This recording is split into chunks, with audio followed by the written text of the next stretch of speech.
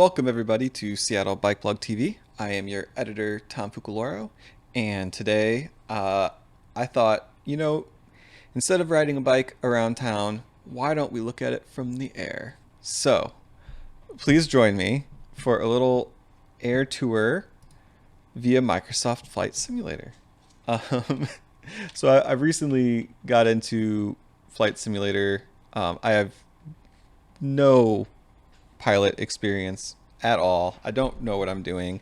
I'm playing with a controller, so I know people who get really into this game get like flight sticks and rudders and all that. But so if if my flying is not perfect, it's because I'm using a controller and not because I don't know what I'm doing at all.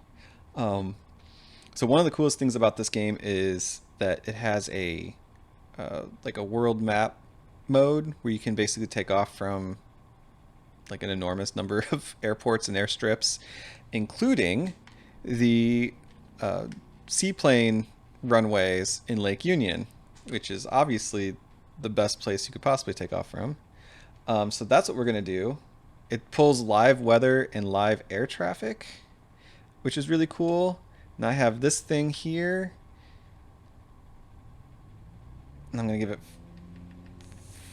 full power. Ah, you control the rudders with the little sticks back here, so it's a little hard to get it perfect. I got my full flaps. I can take off, pull back gently, and we're off. I'll slowly bring the flaps up.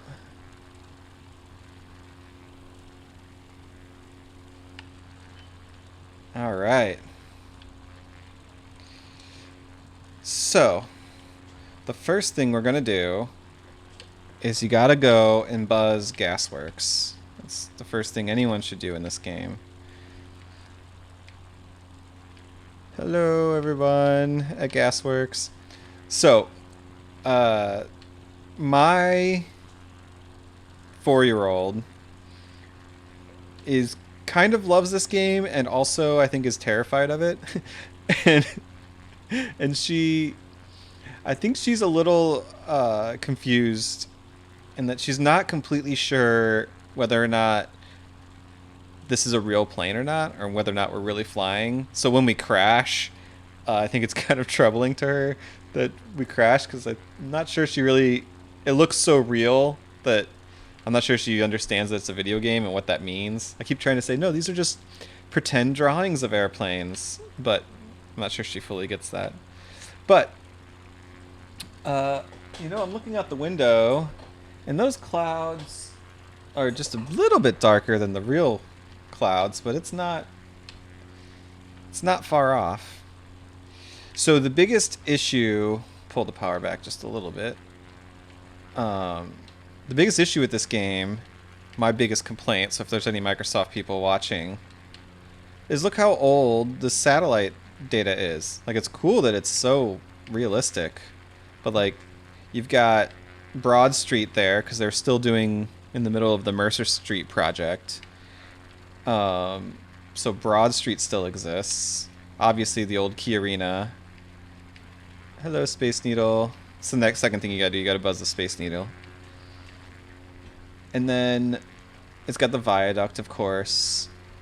And, South Lake Union is still kind of short. And the Denny Triangle area is still kind of short. And, a lot of development missing. But it does have the Great Wheel. Ooh, and it has a cruise ship. Let's go buzz the cruise ship. Is that new? That might be new. I don't remember this cruise ship being here. I could be wrong. Maybe it was.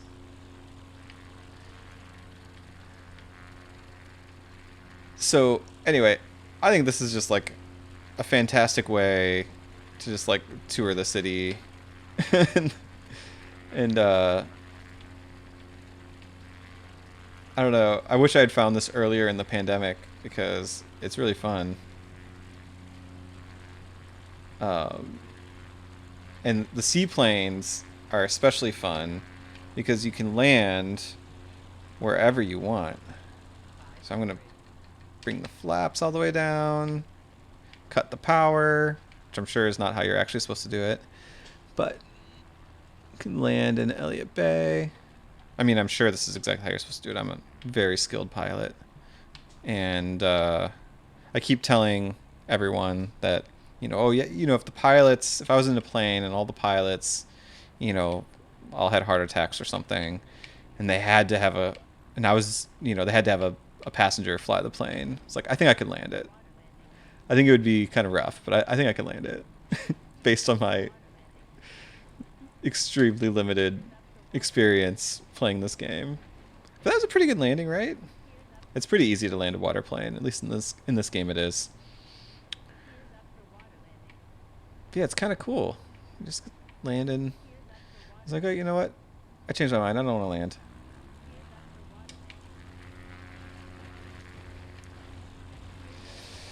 So, why did I think this would be fun for the bike blog YouTube channel? Well, I kind of got the idea when I was biking the kiddo to preschool, and I was going along the Cheshire Hood Loop bike route, and gotta bring the flaps up. Got a little too much drag. And there's the part in the route where you go down that little alleyway, and it's like a really steep dip, and then you come up the other side. And I thought, and every time I've done that, I'm like, this is like, physics classes should come to this little alleyway to talk about, the process of exchanging, potential energy for kinetic energy. And then, so, you turn all your potential energy into kinetic energy to get a bunch of speed up. And then as you come up the other side, the bike slows down to a crawl and just ekes over the top of the hill as you turn all that kinetic energy back into potential energy. And then I was playing this game. I was like, oh, that's like the same exact principles apply to flying an airplane. It's you either have altitude or you have speed, and you can exchange one for the other to a certain extent.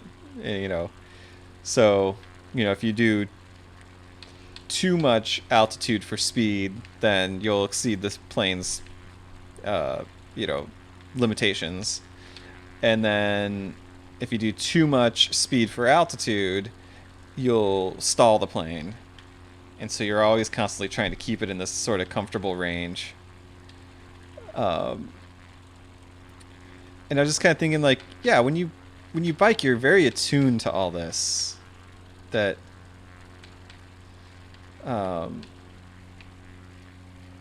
you're constantly thinking about the exchange of power states, I guess. And, even if you're not thinking about it in those terms, it's what you're doing when you bike.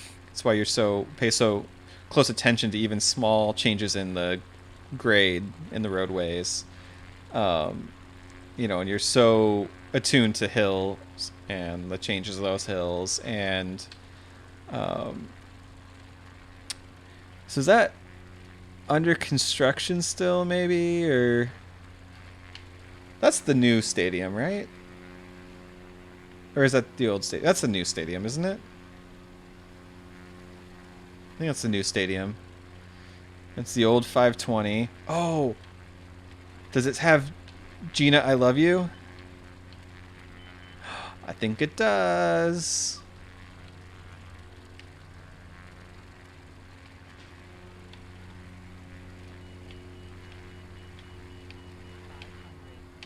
Alright, the plane is getting upset with me. Let's drop the speed a little. So I love this. I kind of miss on the old ramps. There was the writing, "Fool for you." It doesn't have Gina, I love you, but it does have "Fool for you." Someone went out in the old ramps to nowhere. Oh yeah, that's kind of a good tour. We could talk about that a little bit. It's that, they built these ramps because they were going to build the R.H. Thompson Expressway straight through the Central District and Madison Valley. And so when they built 520, they actually built the ramps. And you can kind of imagine here as we fly over where they had planned on just plowing the route straight through. So that's why these ramps have writing on them, is because they're unused. They just dead-ended under there into what was going to become the freeway that just came straight through the Arboretum here. And so imagine right underneath the plane, there's supposed to be a freeway. That'd be horrible. This would have been so terrible had they done that. I'm very glad that neighbors got organized and stopped this from happening. Alright, and then we would have come up essentially where MLK is, which I think is here? No, that's Madison. Here's MLK.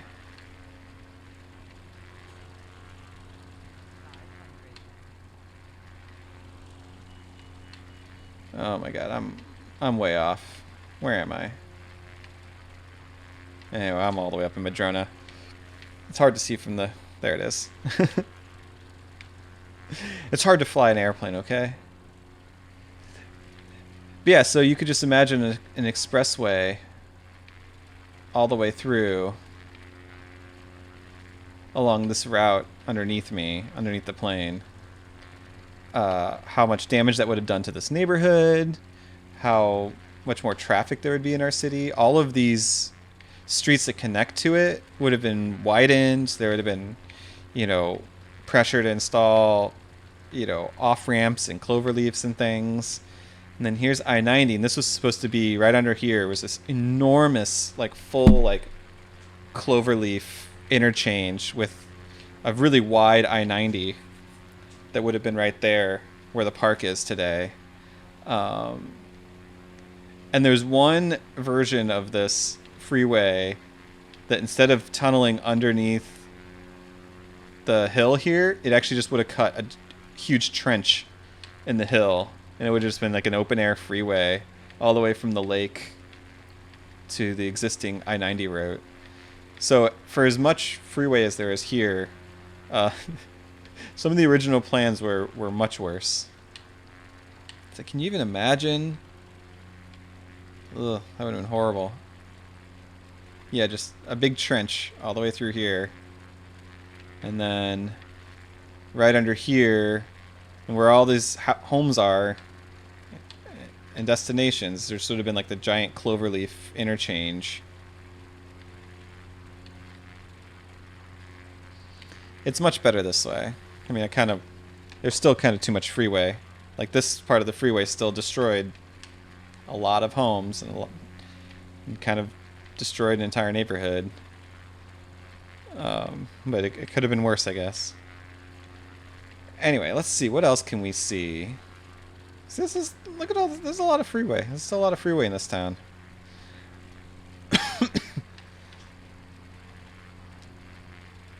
What else should we tour?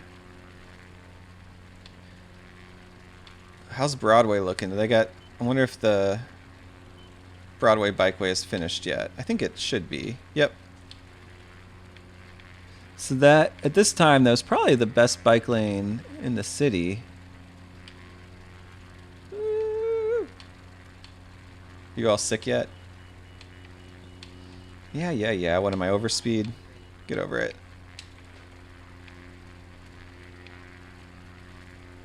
Yeah, you can barely see it from the sky. Oh, is that still under construction? I guess even that was still sort of in the midst of construction.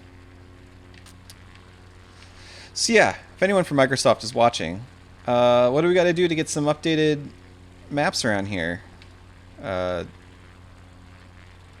Because flying in and out of Seattle is amazing, and it would be cool if some of this imagery was updated, because it looks so awesome.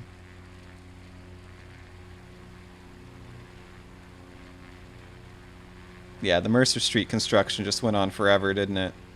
But it has Lake Union Park. What year was this?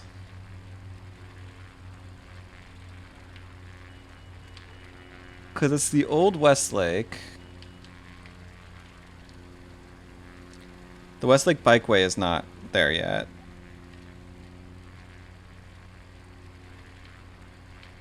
This is under construction. Mercer and Valley are still under construction.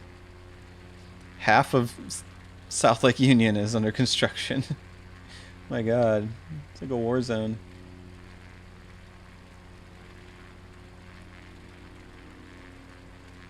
But Lake Union Park is open. Or is Lake Union Park under construction? It looks pretty open.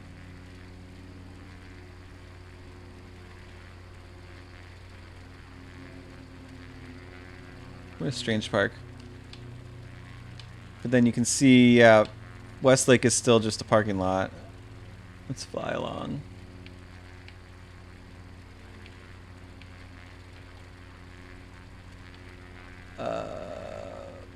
But Dexter has its bike lanes. Yeah. Westlake's still just a parking lot. How boring. You can see some of the water level stuff is kind of weird. Like you get close to the shorelines and like it gets a little buggy. Like things appear to be underwater and stuff. I don't know. It's kind of like boats are sunk. Alright. Alright, I know what we're going to do. Let's go land in Green Lake. So we'll follow... I assume this is the Stoneway. Yep. Follow Stoneway. Which, of course, has not changed.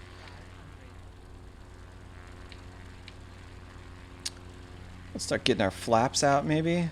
I don't really know when you're supposed to bring the flaps out. But I'm at full flaps. That's probably not... I think I'm probably early? Maybe not. Lower the power gradually. Let's just kill the power. What's the worst that could happen?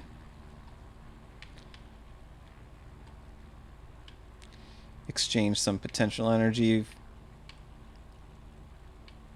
for kinetic energy to offset the lack of engine power. Oh, a little too fast. So pull up to slow down a little bit, but try not to stall. There we go. Perfect landing. No notes whatsoever. No notes. Let's turn. Oh, we still have speed. So you see this? There are rudders, like actual water rudders at the end of the pontoons on these things. But they seem kind of limited in how well they work. Also, I'm sure there's wind speeds happening, but I actually can't tell which direction things come from.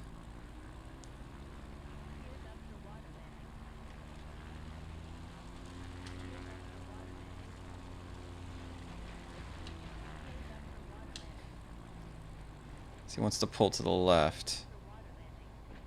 It really is, it's fighting me a lot. I don't really know how to fly a plane. You've all picked up on that by now, I'm sure.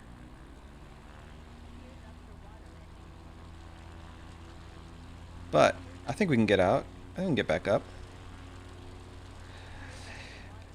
Yeah, I think neighbors might complain if they turned Green Lake into an airport. What do you think? I think we'd have some feisty public meetings about that. I think that's a pretty safe bet.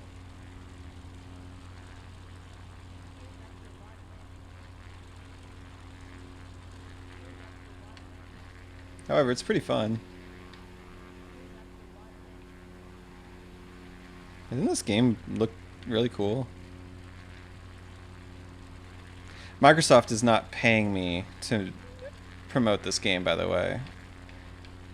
If they want to, they can pay me to promote this game. Or they can just update the Seattle map in lieu of payment. That'd be fine too.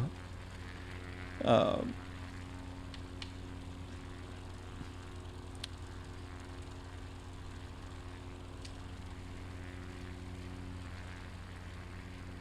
Aurora.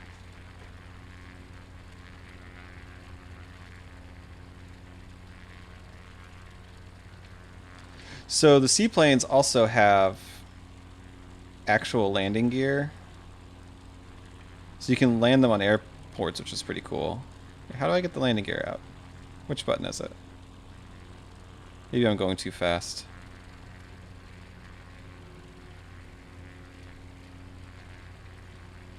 Oh yeah, that's... There we go. I just pushed the wrong button. So you can also play this game with keyboard and mouse, but I found that it's actually more fun on the controller. Because you get the like analog things. You can do just a little bit of rudder or a lot of rudder. And the same with the steering. You can do just slight changes rather than full button presses. Anyway. Jeez, where else should we go? Because we haven't landed in Lake Washington yet. Woo! The sun poked through the clouds.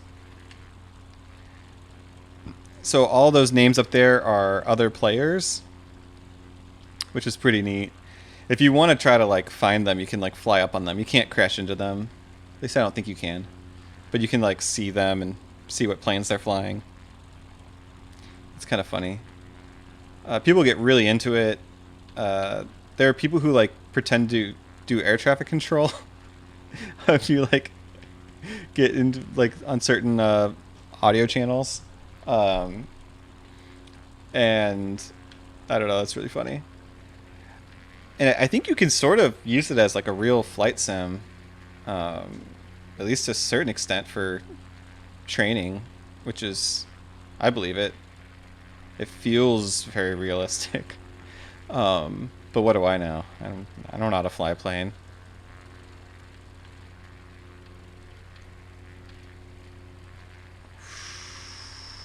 What else would be cool to look at? On clear days, you can see Rainier, but see, it's very realistic in that we cannot see Mount Rainier right now. Which, looking out the window, I think that's true for today. So I have the live weather turned on, but you can make it whatever time of day, whatever weather conditions you want, which is cool. So yeah, what else can I say about this game that makes me think about biking? And it's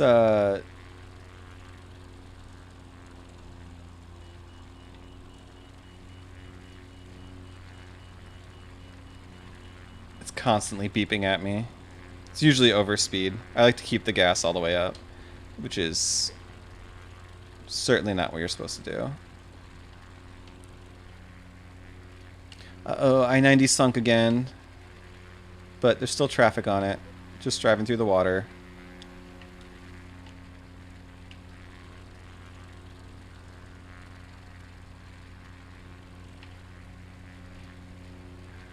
Oh, so I learned recently about there was once a concept before they decided for sure they were going to do the ship canal where it is today, that you could connect Elliott Bay to Lake Washington by going straight through Beacon Hill. More or less on the like, from what I can tell, it was sort of on the path of like Columbian Way. And there was apparently like one main booster guy, I forget his name, who was like really into this and raised a bunch of money to do it. And the city just sort of let him have at it and just start like sluicing away part of the hill. So a big reason why there's like this gap here where like Spokane and Columbian Way, this little thing here, I'm pretty sure that was the result of like trying to sluice away the entire like a gap through Beacon Hill, and basically let him go until he just ran out of money, and then that's when he stopped. But they used a lot of that earth from that project to start filling in the the tide flats, to create Soto, which is really strange. The amount of like engineering that went into this city is honestly bizarre. Like, we created all of this land just by filling it in, um, which that's a lot of land. And then, yeah, and like the idea that we would just let someone start blasting away at Beacon Hill, just like, oh yeah, just yeah, go for it, start just cut into the hill. We don't need it all. Without without a plan to even finish it. And like a lot of the city engineers didn't like the idea, but they did want to fill in Soto. So just sort of like let them spend all this money to like start their Soto project for them. And I guess they didn't care about the side of Beacon Hill at all at the time. So yeah, just have at it. Let's just cut a gap. But like, what was the plan here? Like, they really thought they could just cut a seaworthy trench straight through the middle of Beacon? Like, that was the easiest. That was the best idea they could come up with. Anyway, I don't know if it's exactly that spot or not. I think it was. Either way, there's not really a part of Beacon Hill that makes for an obvious ship canal. What were they thinking? That's a lot of land. It's a lot of land to try to move. But how different would the city be if there was just a ship canal like right through here? Very strange. Below me is the Chief South Trail, which looks really good on a map. Uh, it looks very direct and nice, and it is very nice. I enjoy riding it, but it follows this utility corridor, so you can see the power lines there. And one thing about power lines is they actually don't care about the grade of. They don't care much about the grade of the route. So it's just up, down, up, down, up, down, up, down the whole way, because the utilities are just up on these poles. You know, the lines are just suspended between these huge poles. So they don't care. They never like went in and flattened the road like you would if you were building a road. So the trail is wonderful, but it is very hilly. So it's like a nice, enjoyable escape from the city, but it has very limited practicality for as a transportation route. And then of course there's like missing gaps in it still, which further makes it less useful. So this would have been a pretty new light rail at the time of this, that they took this. Just a couple years old, I think. The time that like all this imagery is generated.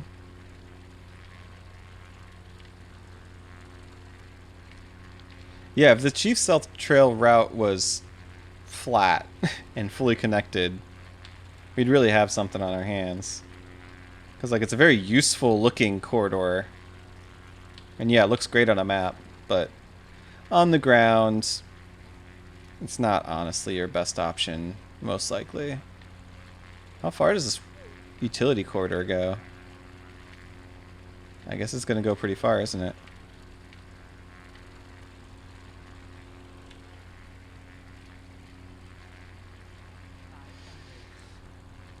So yeah, it'd be cool if they extended the Chief South Trail throughout this whole corridor. But again, like, it is going to be of limited utility as a transportation route.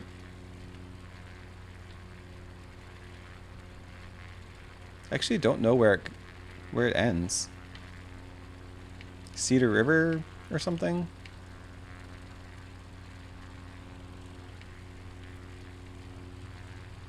Cuddles Original is preparing to take off from or has just landed at the Renton Municipal Airport. We could land there if we want. I'll probably crash.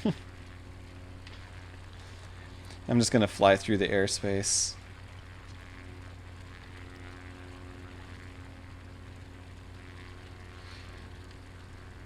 So sometimes when you're flying, like you'll have there's like a computer air traffic controller who's trying to like get you to talk to them somehow. I've never figured out how to do that. Oh, wait, where's the... Is this where the power ends?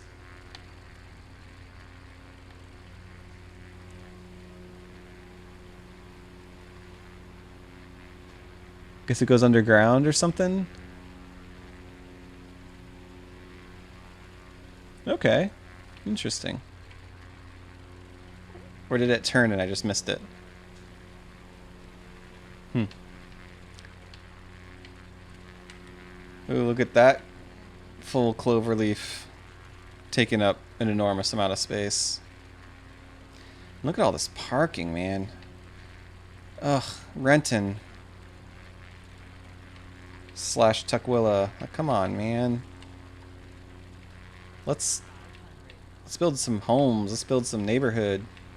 We've got a housing crisis on our hands. We can do better than parking lots. Look at that rainbow. That's pretty cool.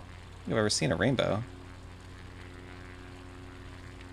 Hey, let's land. Why not? Did I push the right button? Yep.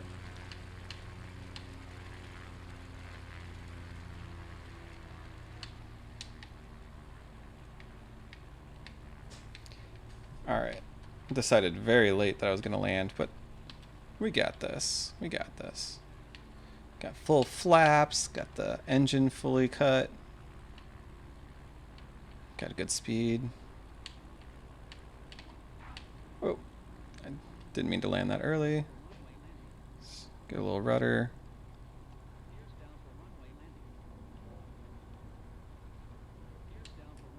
Good job, us. Yeah, thank you for letting me know. Thank you for letting me know. So if you like turn the plane off, it like gives you like a completion screen. Though this isn't actually the airport I said I was going to land at, so maybe it wouldn't.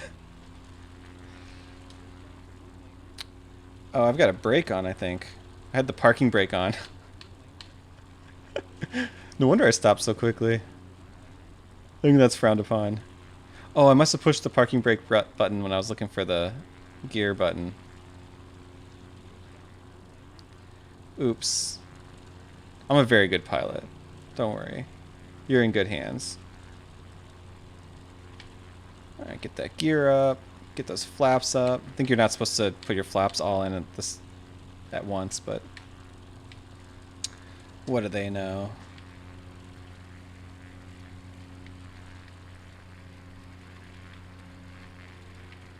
Oh, we can go look at the East Trail route.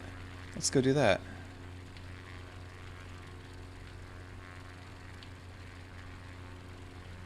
So anyway, it's interesting how flying around it does hit like a part of my brain that's just like wants to travel.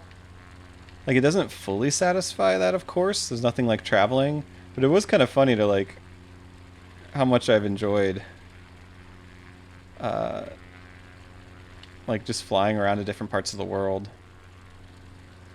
So yeah, you can see the East Side Rail corridor down there, still all rail. They have not yet started turning that into the East Trail yet.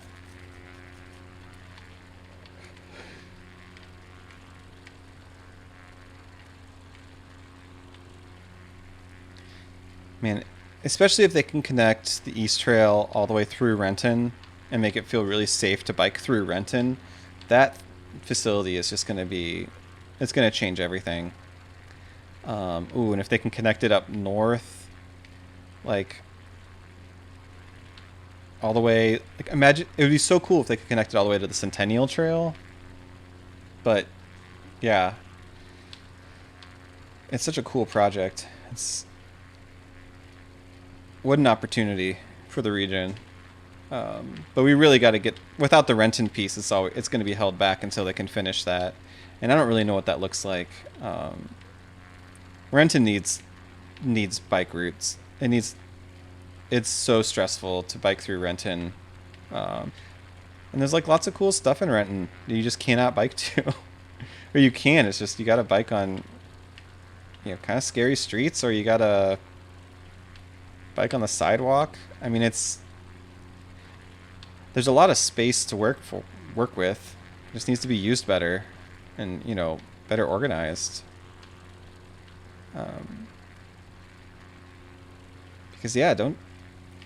If I was a business in Renton, I'd be clamoring to get the city to connect the city and the county to connect their business to this trail, because this trail is going to be amazing. Like, what a beautiful and useful route. All right, where do we? I think we're still on this side. I think, yeah, it's right underneath us still.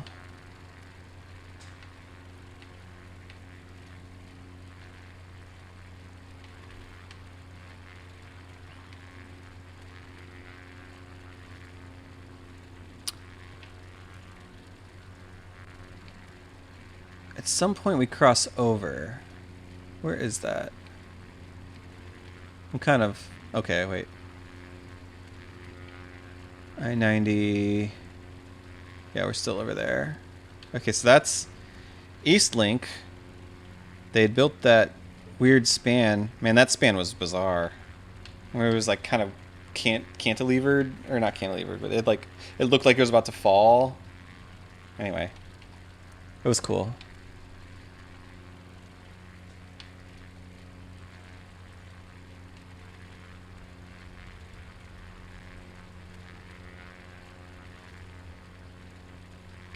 It's interesting how quickly I can navigate maps pretty easily around the region at this point, but I get really disoriented trying to fly with nothing labeled. It's still difficult. All right, where's the trestle? The trestle's around here somewhere. There it is. The Wilburton trestle. That's going to be really cool.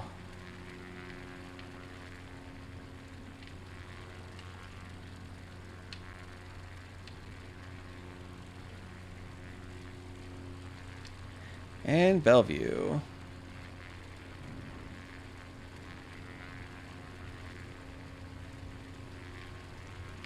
Bellevue could be a really cool city someday.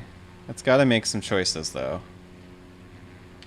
Like, it's got to decide if it wants to be a fun place to hang out and spend time and like a destination for people, or if it wants to be easy to drive a car there. It can't be both. And right now it's trying to be both, and in the process it's sacrificing, the walkability of its downtown and the bikeability of its downtown.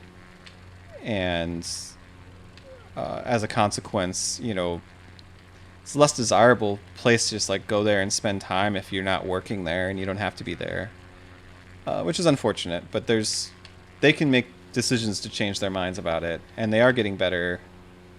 I think the city council more understands that now than they have in the past, for sure. But there's a lot of work to do. But there's like a ton of potential. They could easily have a fully connected, protected bike lane network if they wanted to. They got the street space for it. They just have to make a decision that that's what they want to do. That's their priority. And then they can make it happen. Hello, Kirkland.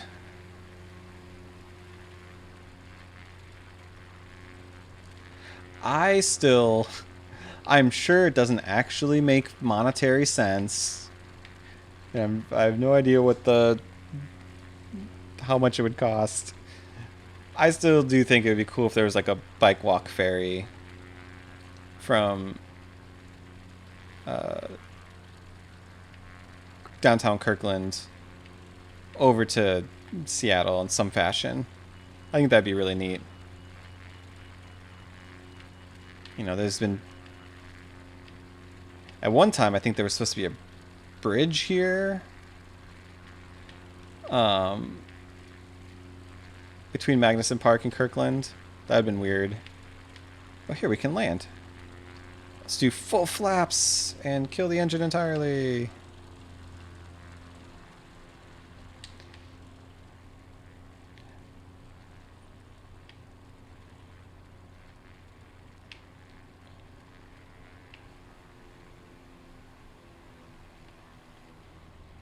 Yeah. All right. Where do we want to land? Land sort of this way.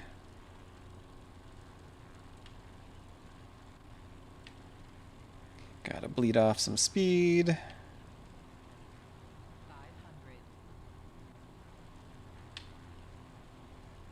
Hello, Magnuson Park. Do we want to go back over towards Kirkland? Where do we want to land?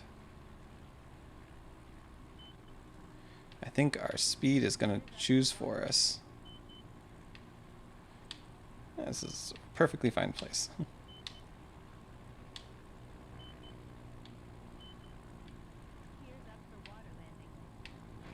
Ooh.